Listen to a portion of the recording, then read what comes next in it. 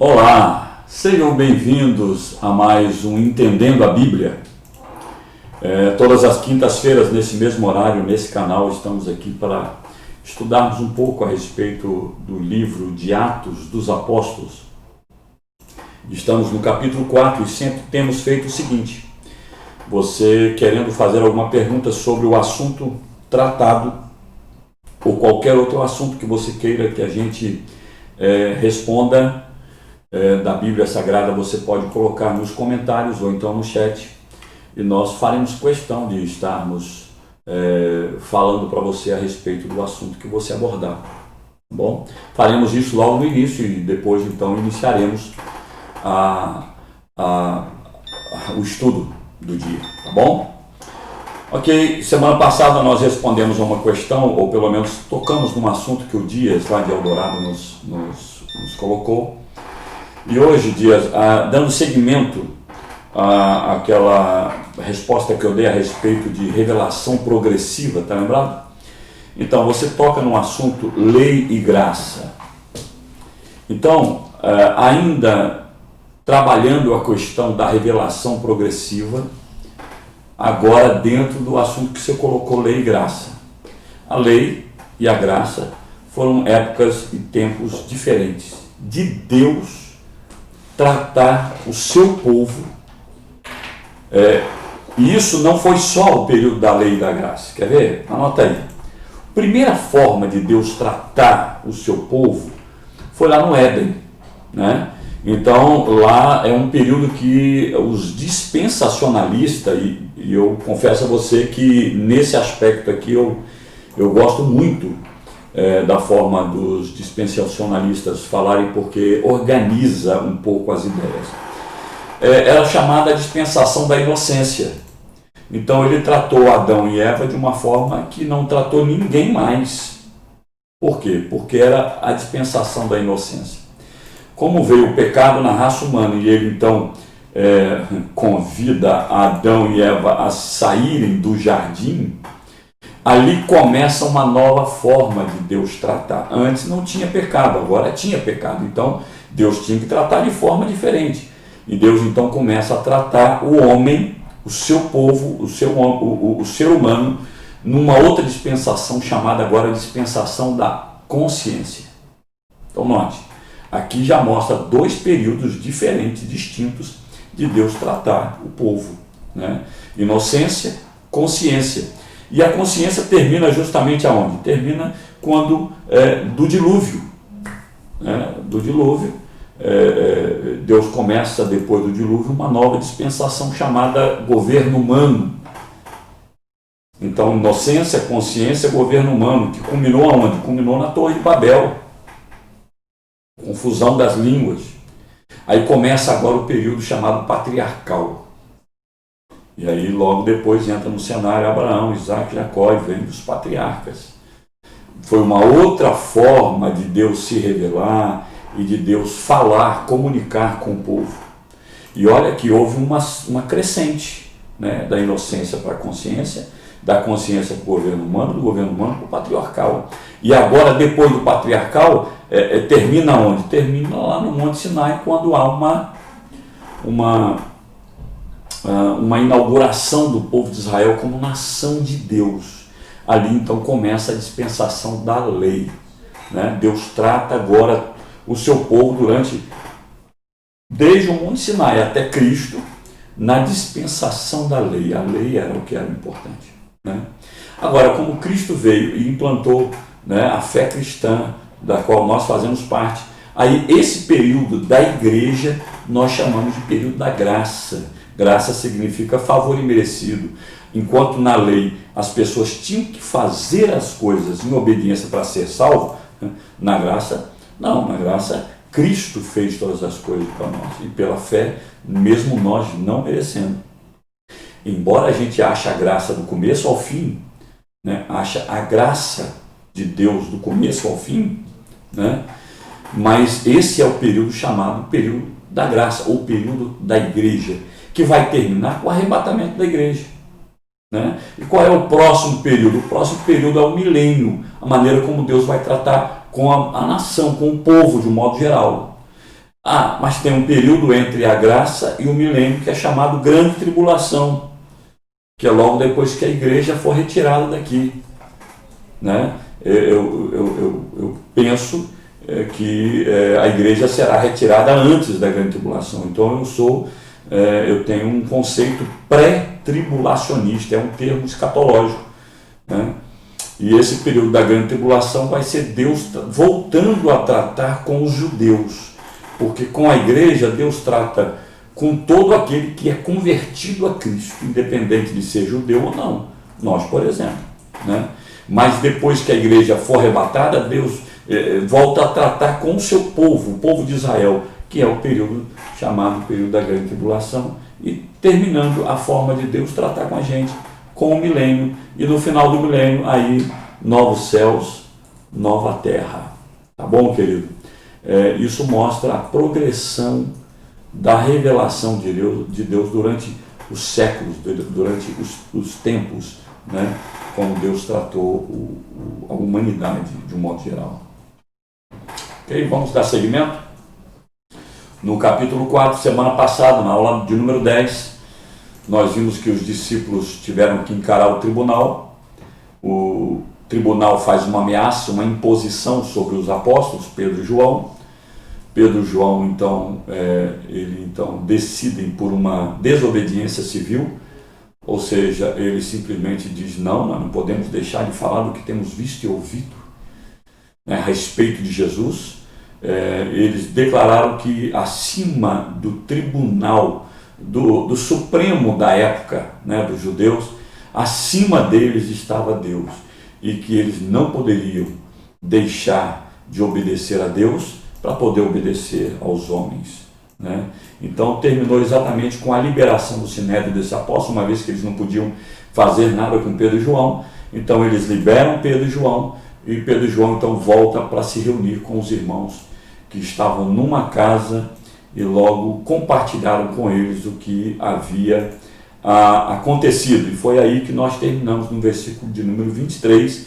Vamos dar seguimento agora a Atos 4, versículo 24. Diz assim a palavra do Senhor: a oração que eles fizeram, dos discípulos juntos com os demais irmãos. Ao ouvir o relato, todos os presentes levantaram juntos a voz e oraram a Deus. Ó soberano Senhor, Criador dos céus e da terra, do mar e de tudo que neles há, falaste muito tempo atrás pelo Espírito Santo nas palavras do nosso antepassado Davi, seu servo, porque as nações se enfureceram tanto, porque perderam tempo com planos inúteis. Os reis da terra se prepararam para guerrear, os governantes se uniram contra o Senhor e contra o seu Cristo. Queridos, claro, aqui diz que todos levantaram a voz, mas essa oração certamente não foi uma oração decorada que todo mundo sabia, que todo mundo poderia falar ao mesmo tempo. Eu entendo que um deve ter levantado a voz e orado, e todos, como nós fazemos nos dias de hoje, todos foram concordando com o amém, né? E aí essa se torna a oração da igreja. Então a reação imediata desse grupo foi falar assim: olha, gente, agora nós já ouvimos o que aconteceu com Pedro e João lá no Sinédrio, vamos orar, vamos agradecer a Deus pelo livramento. É o que nós faríamos hoje, né? Então eles fizeram a mesma coisa. A forma que temos de enfrentar a oposição, a gente aprende aqui. A perseguição não é a vingança ou a ira. A forma como nós temos que enfrentar a oposição é por meio da oração. A oração é a nossa arma de guerra. Então na oração eles revelam aqui a visão que eles têm de Deus. Eles chamam na oração: Deus é soberano e Senhor. O que eles estavam dizendo ali? Nós reconhecemos a tua soberania, Senhor. Nós sabemos, se isso aconteceu com os nossos irmãos, é porque o Senhor permitiu. Ou seja, eles estavam dizendo: Senhor, tu tens o controle de tudo nas mãos. Nada acontece se o Senhor não permitir, se o Senhor não quiser. Então, eles tinham certeza sobre a permissão de Deus para que os líderes judaicos pudessem ter atacado Pedro e João lá no Sinédrio. Eles estavam sujeitos, então, a essa soberania do Senhor. Eles declaram isso para o Senhor. Principalmente quando Pedro e João decidem desobedecer às autoridades, dizendo: eu reconheço que Jesus é meu Senhor, então eu não posso desobedecer a Jesus para obedecer o homem. Então o Sinédrio ficou ciente dessa tomada de posição por parte de Pedro e João, e agora toda a igreja, concordando com a atitude de Pedro e João, faz essa oração. Queridos, o comando de Deus é muitíssimo maior do que qualquer comando humano. Estou frisando isso para deixar isso bem claro na mente de cada um dos ouvintes a respeito desse assunto. Quando o comando dos homens se confrontam, não há por que pensar em que obedecer. Deus acima de tudo.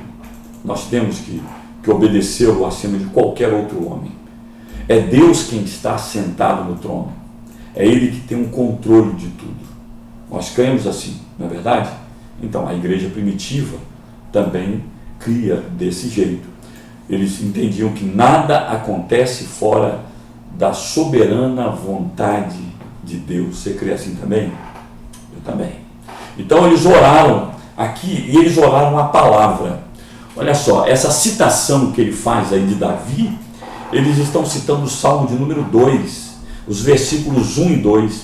Era uma citação a respeito do Messias, a respeito do ungido. Eles citaram aqui uma passagem profética que falava dos ataques feitos contra o Senhor, contra o Messias, contra o ungido pelas autoridades. Eles agora estavam citando nessa oração o que havia acontecido com Jesus. E eles continuam no versículo 27 dizendo assim: de fato, isso aconteceu aqui, nesta cidade, pois Herodes Antipas, o governador Pôncio Pilatos, os gentios e o povo de Israel se uniram contra Jesus, seu santo servo, a quem ungiste.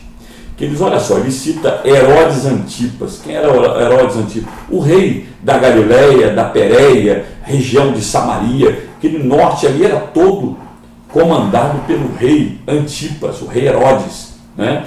E Pôncio Pilatos era o governador ali da região da Judéia. Ele era um procurador romano ali, comandava a Judéia. Então, observe bem, Herodes e Pôncio Pilatos não se davam bem. Não. Na verdade, Herodes queria dominar tudo, mas Roma colocou Pilatos para governar a Judéia. Então eles não se davam, mas eles se uniram para matar Jesus. Olha que coisa interessante. Não foi só eles. Os judeus se uniram aos gentios para matar Jesus. Mas não fica só aí também não. Os saduceus se uniram com os fariseus, pois eles viviam em constantes debates. Mas se uniram por quê?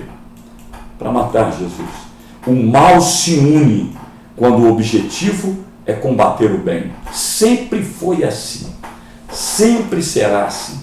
Satanás, ele não tem um poder criativo. Então ele usa as mesmas estratégias. Sempre, sempre, sempre. Então olha só. Se uniram para destruir Jesus. E fazem então essa aplicação do Salmo 2, que fala exatamente sobre esse assunto. Sem ter consciência, o que aconteceu? Esse pessoal todo que se uniu para combater o bem, eles foram usados por Deus. Inconscientemente, eles não sabiam que Deus estava permitindo que eles tramassem tudo isso contra Jesus, para fazer cumprir o propósito de Deus na vida de Jesus. Nós, como cristãos, o que nós temos que saber é que Deus está no controle sempre das situações. E que ainda que o mal se levante, todas as coisas sempre vão contribuir para o bem daqueles que amam o Senhor. Isaías 54, 17 diz assim: nenhuma arma forjada contra vós, ou contra nós, ou contra a igreja de Jesus há de prosperar. Creia nisso, tome posse disso. Tá? Foi assim com a igreja primitiva. Versículo 28. Tudo que fizeram, porém, havia sido decidido de antemão pela tua vontade. Não é que Deus os tivesse compelido a agir daquela maneira, mas determinara usá-los com as ações que eles mesmos livremente escolheram para levar adiante o seu propósito de salvação. Deus é Deus, gente. Deus é Deus. O resto é Baal, purim, né? Vamos lá, versículo 29. E agora, Senhor, ouve as ameaças deles e concede a teus servos coragem para anunciar a tua palavra. Gente, olha o pedido que eles fazem. Presta atenção. Olha o pedido que eles fazem. Nos dias de hoje, como é que os cristãos orariam? Senhor, tem misericórdia, que nunca mais eles se levantem contra nós, que não nos persigam mais. Eles iam estar orando por livramento, mas eles, olha o que eles dizem. Agora, Senhor, ouve as ameaças deles e conceda a nós, teus servos, coragem para continuar pregando a tua palavra. Eles estavam dizendo, não nos livra da perseguição. A gente quer pregar, a gente quer obedecer o que o Senhor disse. Agora, fica de olho neles. O Senhor é o nosso protetor. Se o Senhor não nos proteger, nós vamos morrer. Mas fica de olho neles. Fica de olho, Senhor. O Senhor tem o controle de todas as coisas. Ou seja, eles não se defenderam. Eles só pediram, Senhor, nós queremos mais coragem ainda para continuar pregando com mais ousadia ainda a tua palavra. Então eles não pediram para acabar com a perseguição, porque isso só, na verdade, nós vamos ver no restante do livro, essa perseguição só estava começando, só começando. Eles então estavam pedindo força e coragem para continuarem sendo testemunhas em meio à perseguição, em meio à luta. Queridos, muitas vezes em nossa oração nós fazemos uma oração egoísta, pedimos livramento da dor, pedimos livramento do sofrimento, e não pedimos, às vezes, poder para testemunhar, ousadia para falar do amor de Jesus ao próximo, ao outro. Nós estamos meio que distantes dessa igreja primitiva, mas esse é o nosso caminho. Deus quer que a gente volte a agir com a mesma intrepidez que os nossos irmãos do princípio desse movimento maravilhoso que é a igreja de Jesus. Versículo 30. Estende a tua mão com poder para curar e que sinais e maravilhas sejam realizados por meio do nome do teu santo servo, Jesus. Depois dessa oração, o lugar onde estavam reunidos tremeu e todos ficaram cheios do Espírito Santo e pregavam corajosamente a palavra de Deus. Eles olham que extraordinário o efeito dessa oração. O sinal imediato de que as orações tinham sido ouvidas e estavam enviando a sua resposta foi esse tremor que aconteceu, como se houvesse havido um terremoto naquele exato momento. E isso me faz lembrar o quê? Isso me faz lembrar na época que Deus se manifestava a Moisés, lá em Êxodo capítulo 19, em que a expressão bíblica é que a terra tremeu, no Monte Sinai mesmo, nós vemos isso acontecendo quando Moisés estava ali conversando. Na verdade, a gente vê ali um poder de uma teofania, de uma manifestação de Deus no Antigo Testamento, como aconteceu em Isaías, me faz lembrar aqui agora, quando ele estava lá no templo, no Isaías capítulo 6, em que a terra tremeu. É uma forma de Deus dizer, olha, eu estou ouvindo a oração de vocês, estou pronto a responder. Eles continuaram pregando o Evangelho a despeito da advertência do concílio, do sinédrio, do conselho dos judeus. Buscavam sempre, os discípulos sempre buscavam estar cheios do Espírito Santo.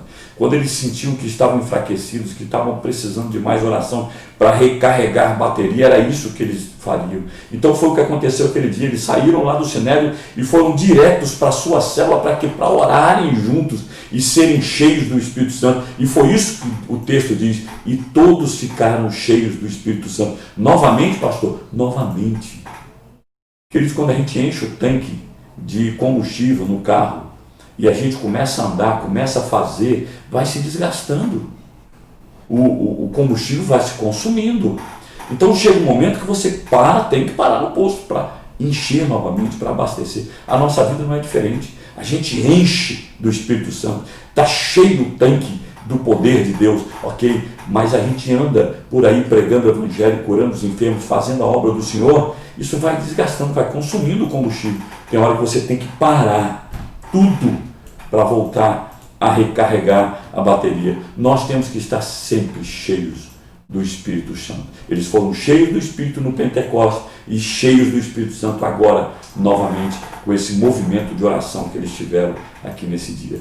Então isso nos mostra que todas as vezes que você, querido, se sentir com um tanque vazio, eu me senti com um tanque vazio, ou sentir que eu estou começando a me esvaziar, já desanimado, já não estou mais querendo ler Bíblia, não estou querendo orar. Eu tenho que parar urgente e encher meu tanque, encher minha vida do Espírito Santo novamente, buscar uma renovação diária na minha vida. Tanque vazio, não, jamais. Tanque vazio não dá para nós andarmos assim, tá? Então não há como cumprirmos a grande comissão, queridos, se nós não estivermos cheios do Espírito Santo. Atos 1,8 fala sobre isso: recebereis poder descer sobre vós o Espírito Santo e ser-me-eis testemunhas. Precisamos então estar sempre cheios do Espírito Santo. Não é cheio do Espírito Santo uma vez para sempre, não. A gente tem que estar sempre enchendo, como o exemplo que eu tenho citado de um carro, né? Então, por que devemos estar cheios sempre do Espírito Santo? Porque é Ele que convence o homem do pecado, da justiça e do juízo. É Ele quem opera sinais, prodígios, maravilhas. Não somos nós não, irmãos. O poder emana dele para nossas vidas e por meio de nós para alcançarmos os outros. As ameaças apenas fizeram com que a igreja primitiva toda pudesse crescer na ousadia e na intrepidez. Versículo 31. Os discípulos compartilham seus bens. Finalzinho do versículo 31. Os discípulos compartilham seus bens. É porque parece que ele muda de assunto rapidamente, né? Então, vamos colocar tudo como se fosse um versículo só agora. Os discípulos compartilham seus bens. Todos os que creram estavam unidos em coração e mente. Não se consideravam donos de seus bens, de modo que compartilhavam tudo o que tinham. Mas é que parece um texto muito paralelo com o capítulo 2, quando eles falam como era a vida da igreja primitiva. Aqui também eles estão dizendo como é que era o costume da igreja primitiva, né? Eles não consideravam as coisas propriamente deles. Eu tinha uma coisa, era de todo mundo. Então, a vida comum dos irmãos da igreja primitiva mostra como sendo algo do dia a dia, bem como a sua generosidade, era algo normal entre eles. Sabe, eles tinham tudo em comum, não por uma imposição, não porque eram obrigados a fazer isso, mas era o amor de Deus na vida deles que voluntariamente os levavam a fazer isso. Por quê? Porque não havia apego às coisas materiais. A ligação que podemos fazer aqui é que o ser cheio do Espírito Santo não apenas levava-os a pregar a palavra com ousadia e intrepidez, como também levava eles a terem uma comunhão e a uma vida de generosidade cristã. O texto diz que uma era a mente e um era o seu coração. Em total acordo, o que se estendia à atitude deles para com as posses. O fato de terem um só coração, terem amor uns pelos outros. O amor aos outros era muito maior do que os seus bens materiais. Por isso que, com liberalidade, eles abriram mão daquilo que eles tinham, venderam para ajudar a suprir a necessidade dos demais irmãos. Versículo 33. Com grande amor os apóstolos davam testemunho da ressurreição do Senhor Jesus e sobre todos eles havia grande graça. Note aqui, queridos, que o poder, o testemunho e a abundante graça é como se fosse o recheio de um sanduíche, né? Você não sabe o que eu lembrei aqui agora. Eu lembrei agora de um X-Egg Bacon. Aquele gostinho do bacon, que coisa gostosa, né? Esse recheio é isso aqui, é o poder, é o testemunho, é a abundante graça que havia entre eles. O cuidar da necessidade dos outros. Isso tudo era recheio. Isso tudo era a parte boa da vida cristã. E a gente precisa, queridos, experimentar a alegria de dar, a alegria de repartir, a alegria de ser generoso. Essa abundante graça que havia na igreja primitiva. A gente precisa crescer nisso, a gente precisa aprender com isso. Vamos aproveitar esse tempo de pandemia para poder praticar isso, porque ninguém está nos vendo, né? Ninguém está nos vendo, como eu disse lá num tabela ali atrás, ninguém está vendo a gente ofertar, abençoar os outros. Vamos aproveitar agora para crescer nessa disciplina tão maravilhosa. Queridos, não está claro se um é a causa e o outro é efeito, mas certamente andavam juntos na igreja primitiva. O estar cheio do Espírito Santo e o viver essas práticas que acabamos de mencionar. Por mais significativa que fosse a morte de Cristo, o acontecimento mais irresistível era a ressurreição. Por isso que a mensagem dos apóstolos era, naquele momento não tinha outra a não ser a ressurreição. É a mensagem que nós temos que pregar.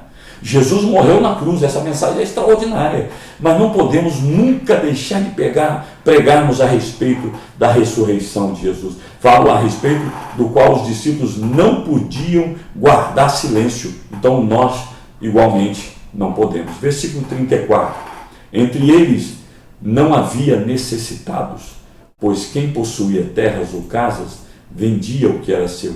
Por que não havia necessidade? Porque todos estavam suprindo a necessidade de todos. É por isso que não tinha ninguém mais necessitado. Eu diria que essa é a marca de uma igreja cheia do Espírito Santo. Você conhece uma igreja cheia do Espírito Santo? Veja se praticam esse tipo de coisas que a igreja primitiva praticava. Essa é a prova cabal de uma igreja ou de uma vida cheia do Espírito Santo. As necessidades, queridos, são portas para o relacionamento. Olha o que diz Tito, capítulo 3, versículo 14. E os nossos aprendam também a aplicar-se às boas obras, nas coisas necessárias, não apenas nas desejadas, nas necessárias. Essa é que é importante.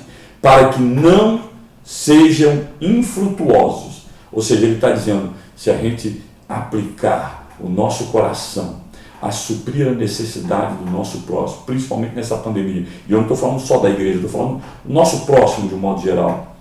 Nós seremos frutíferos se assim fizermos. Quer ser frutífero? Abençoe a vida do seu próximo. É isso que o texto está nos narrando e era isso que a igreja primitiva praticava. Precisamos compartilhá-las para termos relações autênticas e profundas. É isso que prova o nosso relacionamento com Deus. Quando não as compartilhamos, as nossas relações se tornam superficiais. Eu só sou capaz de dizer para um amigo a minha necessidade, é ou não é? Então, se eu abro o meu coração para falar da minha necessidade, isso mostra o meu grau de intimidade com aquele. Se nós somos irmãos em Cristo Jesus, nós precisamos estar cada vez mais unidos em amor. E essa é uma forma de nos aproximarmos, compartilhando as necessidades com os santos, como diz a Bíblia Sagrada. Eles não estavam presos às coisas materiais, por isso praticavam isso. Viam os seus bens como instrumento abençoador para os seus irmãos. Era assim que eles viam os bens que eles possuíam. A ponto de não... eles abençoaram tanto, como diz a Bíblia, a ponto de não ter nenhum necessitado entre eles. Olha que coisa fantástica. Eu gostaria muito de poder dizer assim, em que não há nenhum membro da Betel Serra passando necessidade. É por isso que todo mês nós temos levantado, agora nossa meta é 1,5 toneladas, e nós temos batido a nossa meta mesmo em época de pandemia, e eu acredito que vamos continuar fazendo essa prática, porque nós temos abençoado cerca de 100 de famílias por mês. Gente, isso é precioso. Até onde eu sei, os nossos membros, os nossos irmãos estão necessitados, estão recebendo essas cestas, de acordo com a sua necessidade, né? Mas até mesmo pessoas que não fazem parte da nossa família ainda, né? E isso está fazendo com que a gente se aproxime mais deles, quem sabe gerem fruto para a glória de Deus. Mas estamos podendo abençoar vidas, né? Versículo 35. E levavam o dinheiro aos apóstolos para que dessem aos que precisavam da ajuda. Quer dizer, eles depositavam aos pés dos apóstolos. A expressão bíblica é essa. Por que depositavam aos apóstolos? Porque os apóstolos é que tinham essa responsabilidade de repartir. No início era assim. No início ainda não estava pesado, mas imagine, agora já eram 5.000 membros. Aí a coisa já começou a ficar difícil. E vamos ver daqui à frente, no capítulo 6, que houve um conflito lá entre eles. Alguns começaram a se queixar que uns estavam recebendo mais cestas que o outro. E eles então começou a criar um problema. Os apóstolos então nomearam diáconos para fazer esse serviço de obra social, de repartir do dinheiro. Mas nessa época, aqui no capítulo 4, quem fazia isso eram os apóstolos. Gente, no início da obra, a gente que lidera, a gente faz muita coisa. Teve um Tadel aí que eu coloquei o quantas coisas eu fazia quando a igreja era pequena, que hoje eu não tenho mais condições de fazer. Mas é por isso que nós temos vários pastores, vários supervisores, vários líderes de célula que nos ajudam nesse cuidado da membresia, né? Isso é muito legal e eles também fizeram isso quando a coisa apertou para o lado deles, né? Olha só, tem dois exemplos marcantes. Esse exemplo maravilhoso de vender as propriedades e levar até os pés dos apóstolos e entregar. E tem um exemplo no capítulo 5, no próximo capítulo agora, um exemplo de Ananias e Safira que, querendo se aparecer, fizeram a mesma coisa, mas mentira, o Espírito Santo. Você vai ver isso nos próximos encontros nossos, né? Esses dois exemplos antagônicos aqui. E aí eu quero te fazer uma pergunta: e as suas ofertas? E as suas ofertas? Elas são mais parecidas com qual desses dois exemplos? Dos irmãos primitivos que davam liberalmente porque eram generosos e faziam isso com alegria? Ou às vezes tem feito mais ou menos parecido com Ananias e Safira? No mundo, o dinheiro, os bens, os recursos são o caminho para o poder. Mas no reino de Deus, são o caminho para o serviço. Devemos aprender com esses irmãos da igreja primitiva a alegria de ser generoso, a alegria de poder dar. Eles entendiam que a palavra de Jesus era fiel, era verdadeira. Melhor coisa é dar do que receber. Então isso também se aplica quanto ao que a igreja, às vezes, uma igreja tem, outras não tem. Por exemplo, nós temos 3 núcleos. E agora com essa pandemia nós tivemos a dificuldade de manter toda a estrutura que nós tínhamos. Mas a gente continua. Nós temos o grupo de Jardim Bela Vista, de Eldorado, de Pomar. Queremos abrir novos núcleos na nossa cidade. Mas enquanto nós podemos, como igreja, manter todos, nós estamos mantendo. Por quê? Porque é assim. Mas a nossa igreja não precisa existir só do jeito antigo. Nós podemos existir como nós estamos existindo agora. E eu creio que dias melhores virão em que Deus nos dará condições de avançarmos ainda muito mais em ganhar vidas e cuidar bem delas na nossa igreja. E ainda queremos, queridos, fazer um projeto ainda mais ousado assim que voltarmos. Um projeto de avanço ainda muito mais. De não só ficar na nossa cidade, mas avançarmos em outras cidades. Aguardem, esse é o sonho, é o desejo do nosso coração. E é para lá que nós queremos ir. E eu conto com todos vocês para estarmos juntos nessa visão que Deus tem nos dado de ampliação do seu reino. Versículo 36 diz assim: José, a quem os apóstolos deram o nome de Barnabé, que significa filho do encorajamento, era da tribo de Levi e tinha nascido na ilha de Chipre. Ele vendeu um campo que possuía e entregou o dinheiro aos apóstolos. Queridos, nesse texto aqui vem falar sobre José Barnabé. Ele se torna mais conhecido daí para frente apenas como Barnabé. É um apelido que eles deram, um apelido que pegou. Eles chamavam José de filho do encorajamento, filho da consolação. E ele entra aqui no capítulo 4, possivelmente porque depois ele aparece, e ele aparece sendo um dos maiores discipuladores de todos os tempos. Talvez você nunca tenha escutado falar de Barnabé, mas Barnabé é uma preciosidade. A gente não tem como mergulhar na vida desse homem aqui agora, mas eu quero dar uma palhinha. Sabe quem foi Barnabé? Barnabé foi simplesmente o discipulador do apóstolo Paulo. Olha que legal. Ele foi o discipulador do homem que mais livros escreveu no Novo Testamento. Ele foi o discipulador daquele que fez com que o seu discípulo viesse até nós com a mensagem do Evangelho, nós, os gentios, o que não éramos judeus. Barnabé, um homem extraordinário. Um homem, imagine, a ponto de receber um apelido como esse, o filho do encorajamento, o filho do consolo. Queridos, o exemplo de generosidade de Barnabé é destacado, eu creio que por essa menção especial, porque ele iria aparecer mais na frente, então o escritor fez questão de já trazê-lo em cena aqui.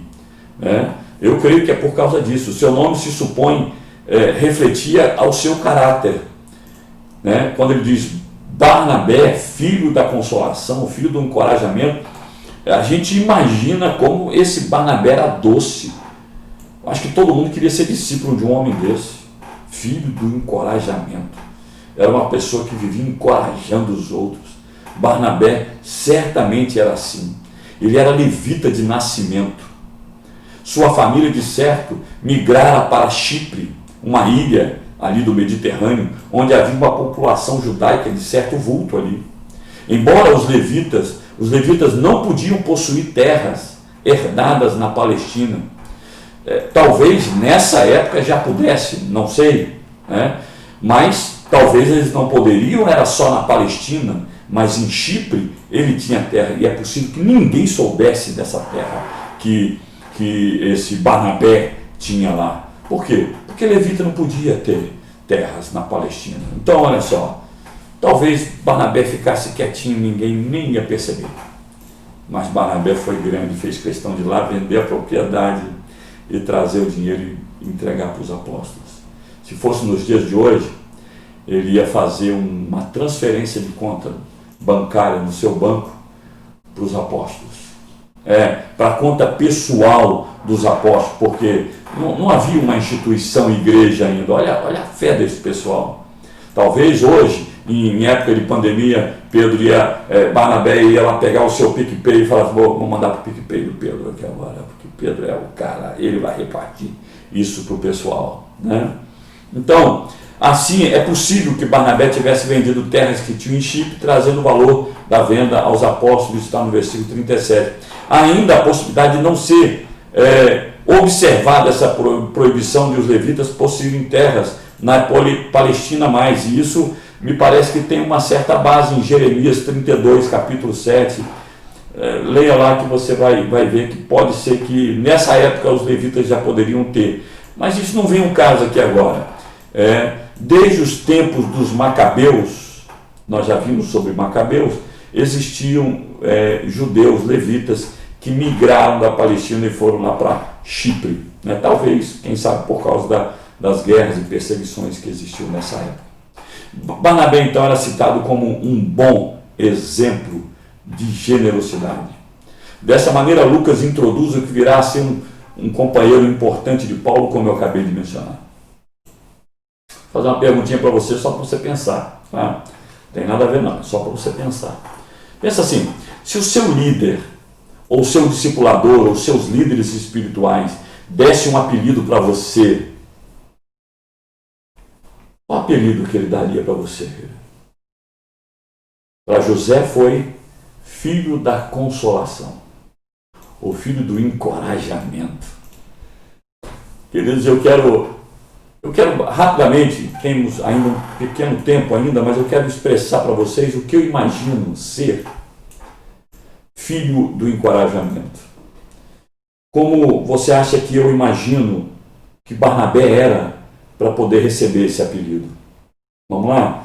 Em primeiro lugar, por meio da afirmação verbal e escrita, a gente consegue enxergar aqui, por meio das palavras e das escritas que a gente vê Lucas colocando, que ele aproveitava, ele confrontava com êxito as pessoas, né? Por quê? Porque ele tinha amor, ele se relacionava bem, né? E quando a gente seremos filhos da consolação e do encorajamento, se a gente motivar as pessoas, mas confrontar, sabe, não deixar passar um erro na vida do irmão sem confrontar com amor, né? E o que é confrontar em amor? É valorizar a outra pessoa, né? É realmente enxergar os pontos fortes que tem na outra pessoa, né? Eu vejo que isso é uma excelente base para qualquer correção que for necessária.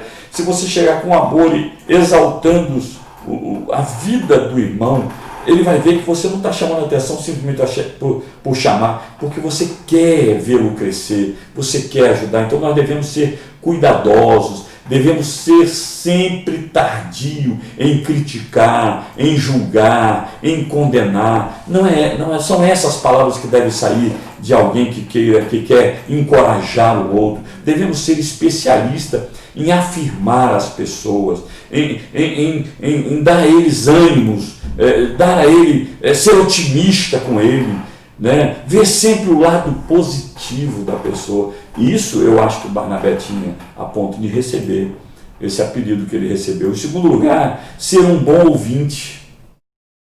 Barnabé era um bom ouvinte. Isso requer uma habilidade de se colocar no lugar do outro, de ser empático. E que isso precisa ser feito de coração. Olha o que o Tiago diz. Meus amados irmãos, tenham isto em mente. Sejam todos prontos para ouvir, tardios para falar e tardios para se irar. Então, possivelmente esta seja a fórmula mais poderosa para termos boas relações de amizade. É ouvir, ouvir, é amar, amar. Eu entendo que essas duas palavrinhas são a fórmula mágica para termos sucesso em qualquer tipo de relação de amizade com outras pessoas. Quando ouvimos com os nossos corações e nos esforçamos para ouvir o coração da outra pessoa, nós mostramos que amamos, que nos importamos com ela. Terceiro lugar, tendo um estilo de vida, de integridade, de fé, de coragem, de generosidade. E eu creio que Barnabé era assim. Em quarto lugar, cuidando lealmente dos outros. Cuidando dos outros, especialmente dos pobres, dos rejeitados, né? Dos órfãos e a viúva, como diz lá em Tiago capítulo 1, versículo 27. Queridos, eu creio que Barnabé tinha esse estilo de vida.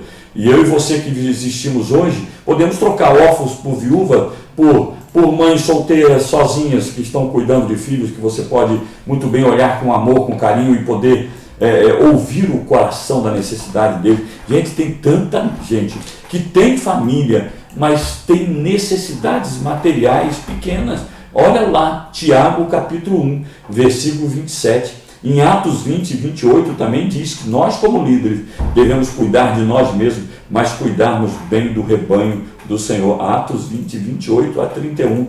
Leia lá, leia lá. O tempo meu já está esgotado, então eu só quero concluir aqui. Em quinto lugar, conectando as pessoas com Deus, com a sua verdade, com a sua palavra e com o seu caráter, discernindo os propósitos de Deus para a vida dele. Isso para mim é ser filho do encorajamento. Barnabé era assim, a gente vê isso na vida dele, principalmente quando ele foi para Antioquia, que lá começou a pregar. Vamos ver mais na frente um pouco mais sobre a vida desse homem maravilhoso chamado Barnabé. Capítulo 6, ou ponto 6, falando a verdade em amor, sempre em amor, amando o suficiente para confrontar.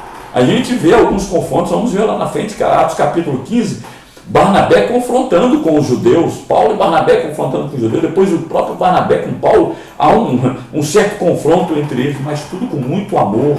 Vocês vão ver isso lá. Foi uma discussão acirrada, mas existia amor, tanto é que eles não perderam de vista a missão de Cristo. Não, eles não romperam com a missão de Cristo. Eles simplesmente tinham uma visão diferenciada agora de como pregar o Evangelho. Com Marcos ou sem Marcos? Um pensava uma coisa, outro pensava outra. Vamos ver isso. Não perca os nossos estudos. Atos capítulo 15, nós vamos ver isso aqui. Seguindo sempre a verdade com amor. Grave isso. A verdade sem amor machuca. Verdade sem amor machuca, destrói, fere, sangra. Não. Agora, às vezes nós acabamos perdendo as pessoas quando nós queremos ser verdadeiro, mas sem amor, sem óleo, sem unção. O amor sem a verdade apenas vai passar a mão sobre a cabeça das pessoas, e isso vai fazer com que a gente permita que as pessoas permaneçam nas trevas, permaneçam cegas, permaneçam amarradas, porque eu amo, mas eu não estou sendo verdadeiro, eu não estou mostrando a realidade. Vamos acabar perdendo a pessoa também de uma outra forma. O que nós precisamos é ter verdade com amor. Verdade com amor. O verdadeiro amor leva a pessoa ao arrependimento. Aí sim ganhamos as pessoas. E por último, eu entendo que para você ser um filho do encorajamento, você precisa, em sétimo lugar, com amor e aceitação, alegrando-se com as pessoas. Meu querido, que a vida de Barnabé já comece a ser uma inspiração na sua vida. Que eu e você possamos olhar já de imediato para Barnabé e ver quanta coisa esse homem tem para nos ensinar. Lucas o coloca como um exemplo de generosidade. Que possamos olhar para Barnabé, para a sua vida e dizer: Deus, eu quero ser um filho do encorajamento. Se o meu líder olhar para mim, eu quero que ele me dê o apelido de Barnabé, filho do encorajamento e da consolação. Vimos aqui algumas coisas que nós temos que fazer se quisermos ser apelidados assim. Eu espero que um apelido que um líder pudesse dar para você fosse algo assim bem relevante, como foi com José, o Barnabé. Que Deus abençoe sua vida, meu querido, que Deus abençoe sua família. E eu tenho certeza que Cristo, o Senhor da igreja, quer que tantos quantos Barnabés possam se levantar nesses últimos dias, não apenas com um coração generoso, mas com tudo aquilo que você verá daqui para frente a respeito da vida desse homem, de como ele renuncia a tanta coisa para poder fazer aquilo que nenhum apóstolo quis fazer, mas que foi tremendo para o reino de Deus. O Barnabé foi uma bomba atômica no inferno. Que eu e você sejamos assim como o Barnabé foi nos primeiros momentos da igreja. Deus abençoe sua vida, querido. Na próxima quinta-feira estaremos aqui às 20 horas, toda quinta-feira. Beijo no coração. Se Deus quiser, estaremos aqui. Conto com você. Grande abraço. Em nome de Jesus. Tchau, tchau. Amo você.